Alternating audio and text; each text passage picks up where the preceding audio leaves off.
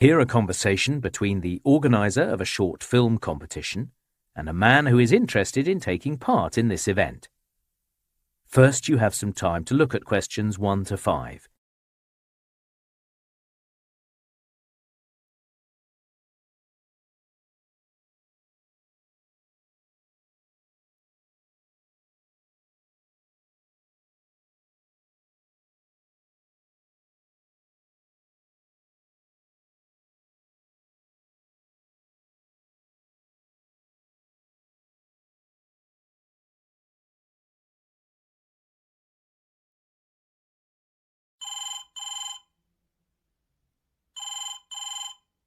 Oh, hello. Is this the right number to call for the short film competition?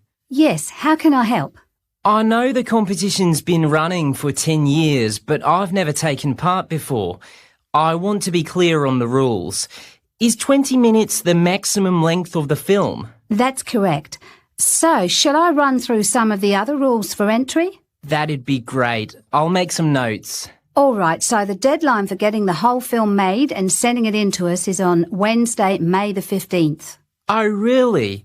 I thought the submission date was sometime at the end of June, the 30th. That's when the judges announce the winners. Right. I guess I don't have as much time to make this film as I thought. Now, just so it's clear, one of the rules is about the team of people you have working with you. Will you be doing most of the filming yourself? Probably, yes. OK, but perhaps you'll be needing some technical support with editing and the audio? I imagine so. That's fine, but you can't employ any professional actors, I'm afraid. They all need to be new to acting, having a go for the first time. I see. Not a problem. Now, I know that one of the rules is about the things you need to include in your film. That's right. Last year, all films had to include a scene with a broken pair of glasses. What about this year? Well, it's been decided that one of your main characters has to be a child. Or if you prefer, it could be an animal instead, but we have to see them in a number of scenes, OK? All right. I'll have a think about that. I'm not sure which one would be easier to work with. It can certainly be a challenge, but that's what the competition is all about. Now, it's not just our rules you need to think about. You might also need to get permission, say, for example, if you decided you wanted to add some music to the film. That sounds complicated. I suppose I could use a local band, people I know that would help out. I wouldn't need permission in that case. Good idea. Then you don't need to worry about the legal side of things. All right, that's clearer. Actually, is that right that the film doesn't need to be in English? Yes, because if a film wins the competition in this country, it could end up being part of an international competition. But if you're going to use another language, you've got to provide subtitles, and those do have to be in English and 100% accurate. If they're not, your film won't be accepted in the competition. Seems fair. Before you hear the rest of the conversation, you have some time to look at questions 6 to 10.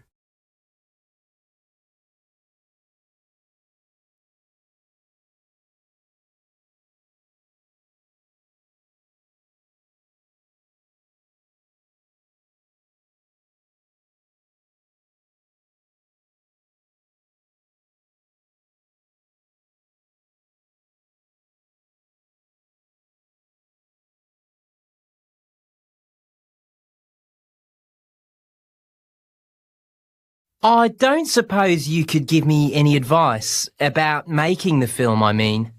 Of course.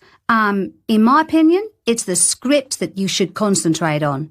That comes first. Work out what everyone's going to say and go from there. OK, thanks for that. And I read somewhere that you shouldn't have too many characters or locations. Yeah, I'd agree with that. I also read that with short films, the judges have their preferences. I mean, they seem to like films with a serious message, like a documentary. I guess I shouldn't do a comedy because not everyone laughs at the same thing. Yes, stay away from that kind of film. A story with a clear beginning, middle and end. That's what the judges look for. I was thinking I could look at some of the films from last year's competition.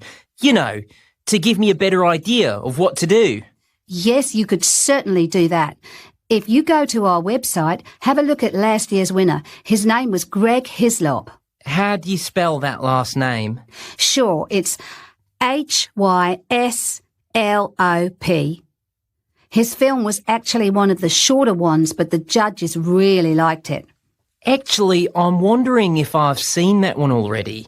Isn't it about an artist, someone who no one appreciates, but then she ends up selling lots of her paintings? That's right.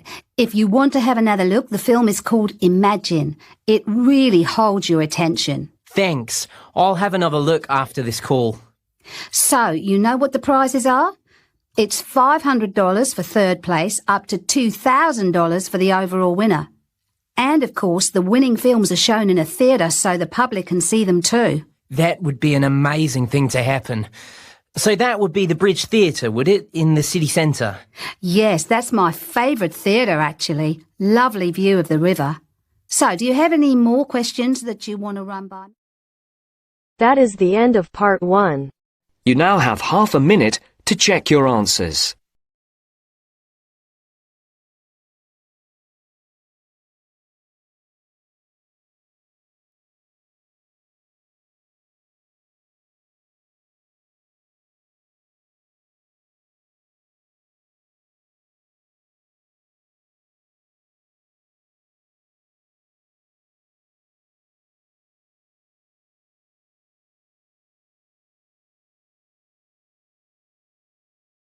Now turns to part 2. Part 2. You will hear a phone conversation giving information about a health and fitness centre. Before you hear the talk, you have some time to look at questions.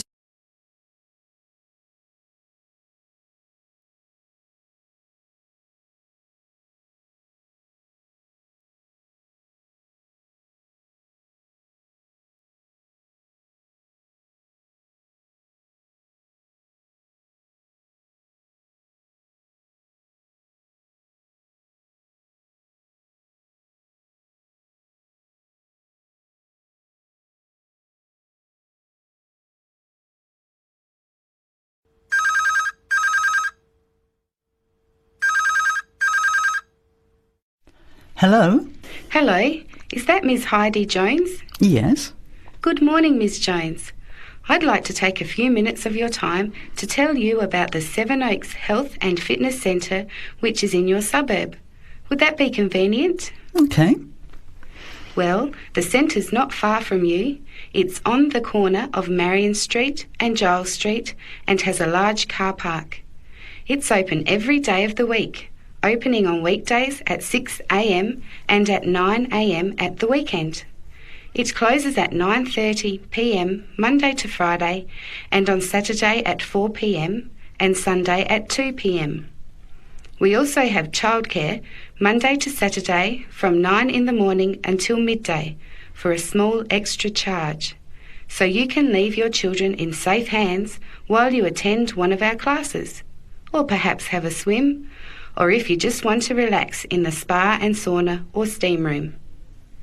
Talking of classes, we have a very wide range which are designed to suit all different levels of fitness and individual needs. I mentioned the pool just now. Well, in addition to swimming laps or just relaxing, we also offer aqua aerobic classes, which are 45-minute classes that use the therapeutic effects of water. This provides a very safe and effective exercise and is suitable for all fitness levels, as well as being a lot of fun. Many people who haven't been exercising for a while start in the aqua classes, as do people who need to take care after hospital surgery, for example. These classes are very popular and are scheduled every weekday, Monday to Friday, and on Saturday afternoon and Sunday morning. Another very popular activity in the pool area is learning to swim, and these swimming classes are held at 4 p.m. every weekday and in the mornings at the weekend. By the way, they're open to both adults and children of any age.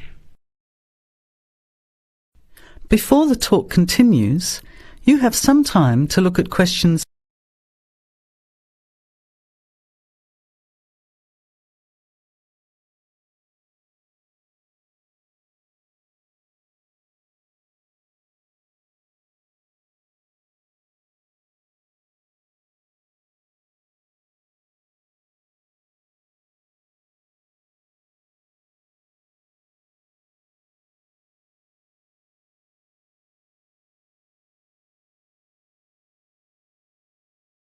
Now, it would take too much of your time to tell you in detail about all our programs, as we have a very wide range of activities at different times. However, I'll just outline some of them. Our super circuit classes are extremely popular, and you get a good aerobic workout while toning your muscles. They're easy to learn, as you combine using hydraulic equipment with exercises guaranteed to give you a good cardio workout. The teachers are very good and there's a fun atmosphere.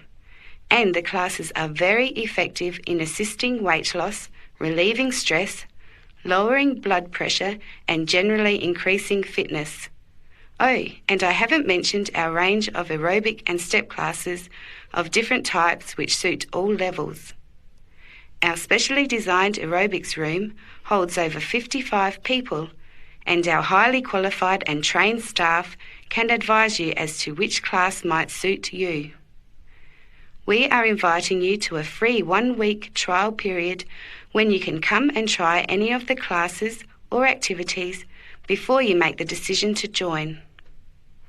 By the way, there is also a large and very well-equipped gym, where we offer free fitness assessments and you can have an individual program designed just for you. Also, the cardiovascular room has the latest range of machines which help you burn fat, increase your fitness, or just warm up. They're very popular, as you can forget all about the calorie burning by watching your favourite music videos on TV while you exercise. Right now, we have a very special new member joining fee offer, which allows 2 memberships for the price of 1, a real bargain. So if you can, bring along a friend who'd like to get fit as well in time for summer. Come along and try us out. You can meet the staff. Try out some of the classes for a week, absolutely free. And then, if you like us, sign up for only $110 each for 6 months.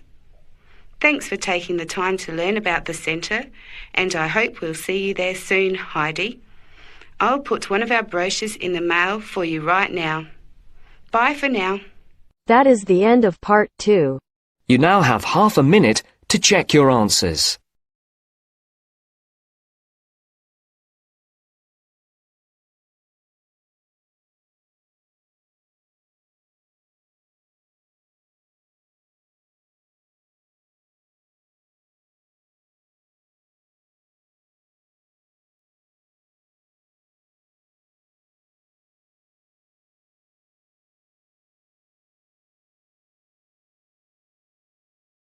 Now turns to part 3. Part 3. You will hear 2 art history students, Chloe and Oliver, talking about the research they have done on the restoration and reproduction of old paintings. First, you have some time to look at questions 21 to 25.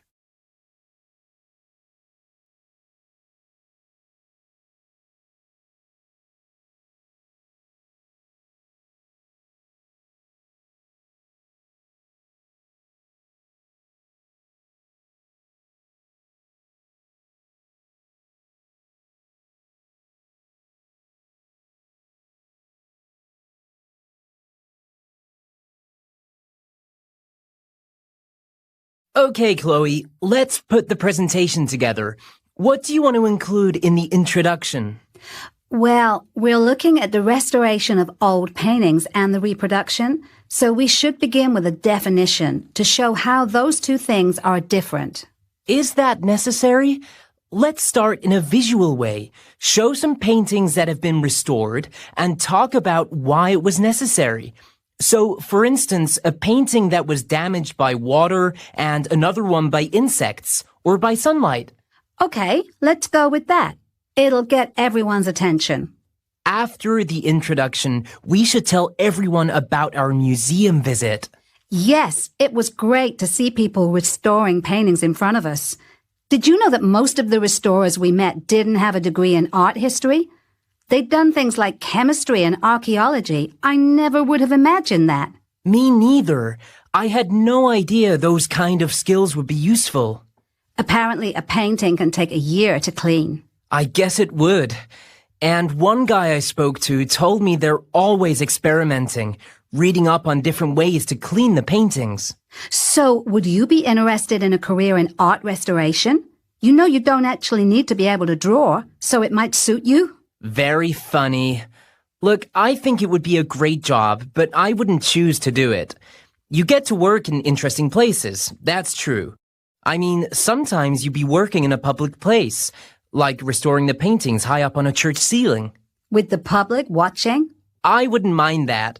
But the thing is, when someone owns the painting you're working on, you've got to get it right. What if they didn't like the colors you'd used? Too much pressure. True. Since we visited the museum, I've been researching other restored paintings. One was a Dutch landscape. It had been hanging in a museum for over 100 years, and everyone just thought it was a nice scene of people on the beach. And then a restorer started cleaning it and discovered someone had painted over a whale. A whale? Yes, the original artist had painted a whale on the beach, and later, I suppose the painting was bought by someone who thought the whale ruined a pretty scene, and they paid another artist to cover it up. You must be right.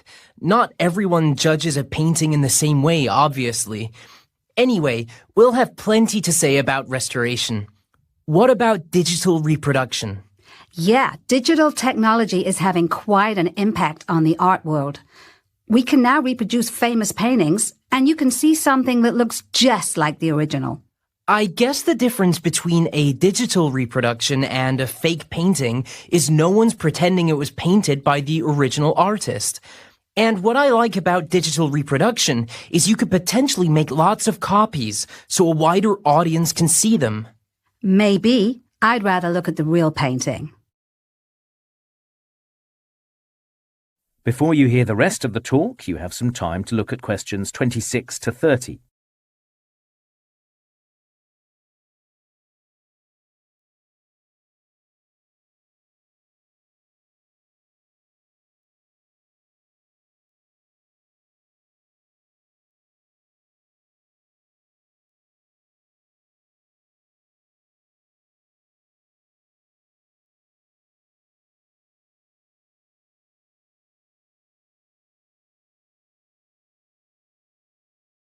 Okay, so if we're talking about digital reproduction of art, we have to mention the company Factum Arte and how they reproduced famous paintings that had been lost or damaged so they can go on public display. Good idea.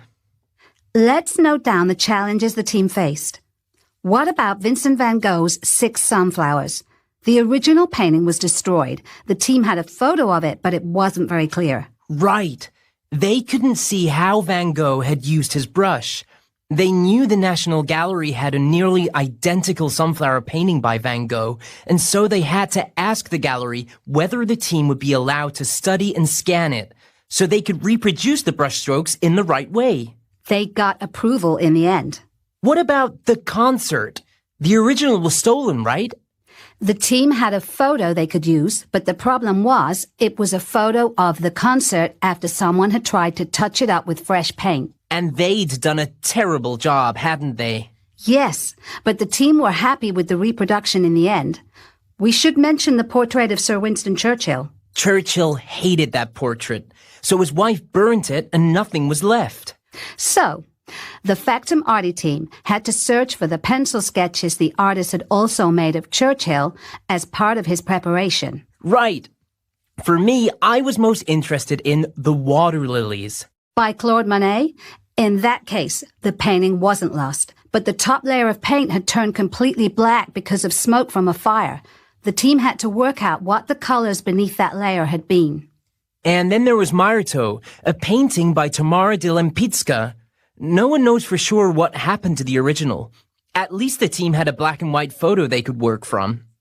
But they needed to know what colours Lempisco would have used. And most of her other paintings are held in private collections. Because of that, they couldn't go and see them. That's a shame, because her work would have been... That is the end of part 3. You now have half a minute to check your answers.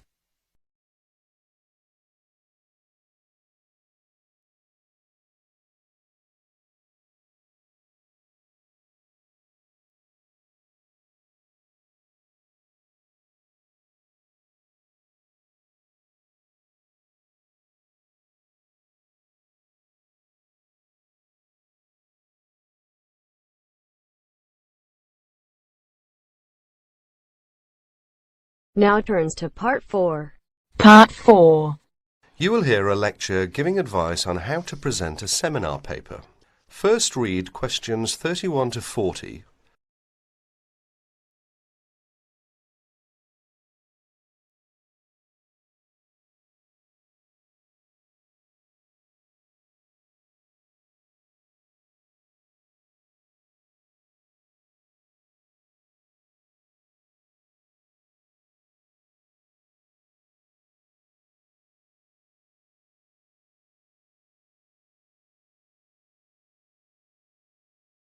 In this talk, I'm going to give some advice on how to present a seminar paper.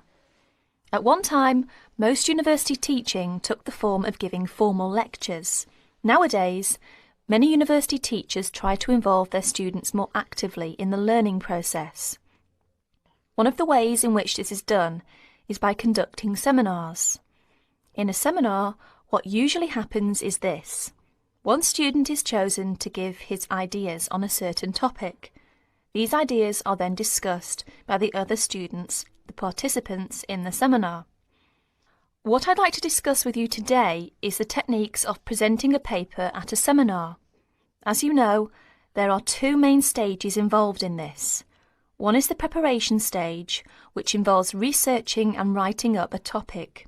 The other stage is the presentation stage, when you actually present the paper to your audience. It is this second stage that I am now concerned with. Let us therefore imagine that you have been asked to lead off a seminar discussion and that you have done all the necessary preparation. In other words, you have done the research and you have written it up. How are you going to present it? There are two ways in which this can be done. The first method is to circulate copies of the paper in advance to all the participants.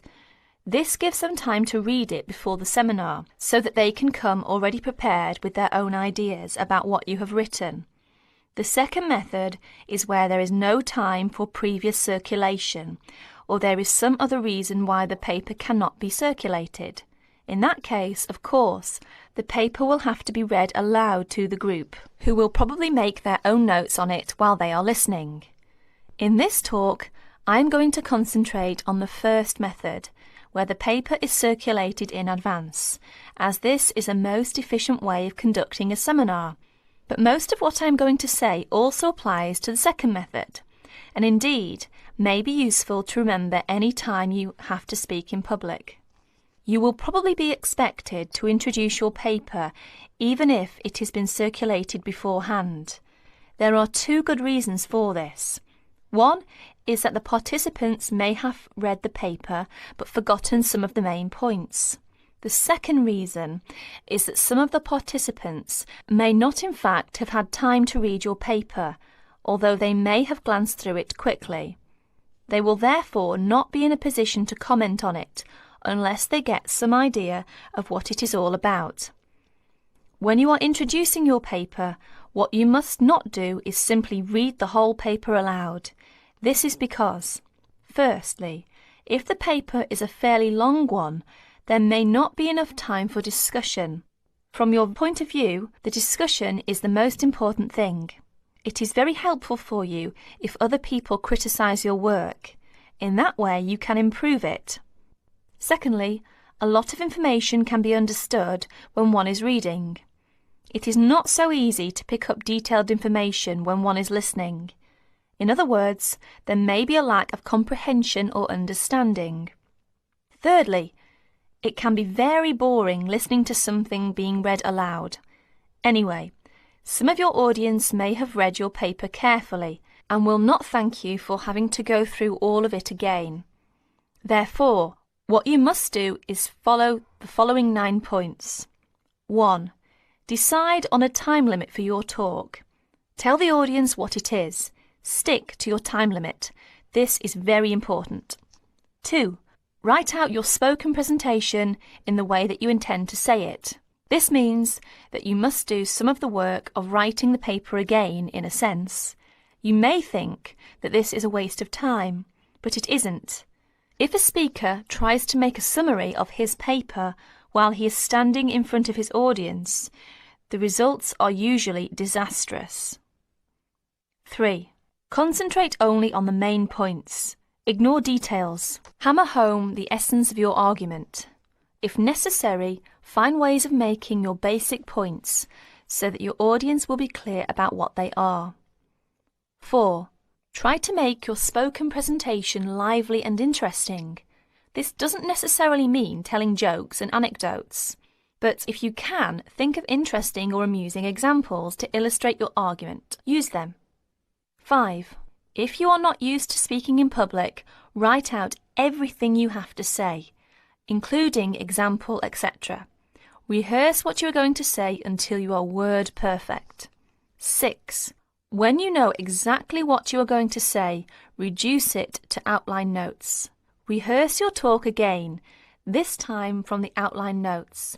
Make sure you can find your way easily from the outline notes to the full notes, in case you forget something. 7. At the seminar, speak from the outline notes, but bring both sets of notes and your original paper to the meeting. Knowing that you have a full set of notes available will be good for your self-confidence. 8. Look at your audience while you are speaking. The technique to use is this. First, read the appropriate parts of your notes silently. If you are using outline notes, this won't take long. Then, look up at your audience and say what you have to say. Never speak while you are still reading. While you are looking at your audience, try to judge what they are thinking. Are they following you? You will never make contact with your audience if your eyes are fixed on the paper in front of you. 9. Make a strong ending. One good way of doing this is to repeat your main points briefly and invite questions or comments. Perhaps I can sum up by saying this. Remember that listening is very different from reading. Something that is going to be listened to has therefore got to be prepared in a different way from something that is intended to be read. That is the end of part 4. You now have half a minute to check your answers.